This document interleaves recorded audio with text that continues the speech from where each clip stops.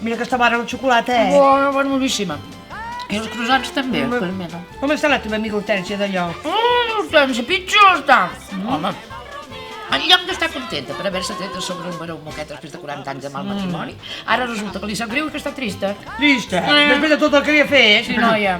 Perquè, escolta, aquest home molt guapo, molt viril i molt a l'àvia de psicòleg argentí, però un vividor. Un vividor, és el que era. Clar, com a psicòleg no el volia ningú, tothom se'l treia de sobre, clar, ha estat vivint a expenses de l'Hortènsia de tots els seus diners tota la vida. Bueno, i el pitjor és ara, que es veu que està fent negocis turbos amb els diners de l'Hortènsia, bueno, per poc la deixa sense pis al carrer i arruïnada de per vida. Escolta'm, que poca vergonya, Sí, no? sí. I ella sobre el troba a faltar. El que li passa a l'Hortènsia és que té això del síndrome d'Estocolmo. Què?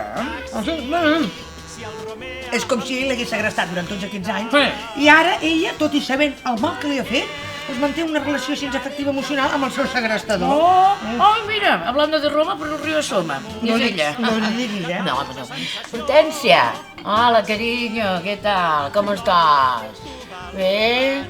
Bueno, escolta'm, què t'has pensat allò de la sortida del teatre? Que et van dir les amigues, així t'esbregeixes una mica, dona. Sí? Ho veus bé? Et ve de gust? Ah, veus que bé? Escolta, mira, aniríem al teatre allà al Romea, que fan allò de l'amor venir en taxi, que fa la cubana. Sí. Que t'han dit que està molt bé. Sí, no, està estupendo. Sí, jo hi vaig anar, però mira, repetiré. Romea, faci el favor.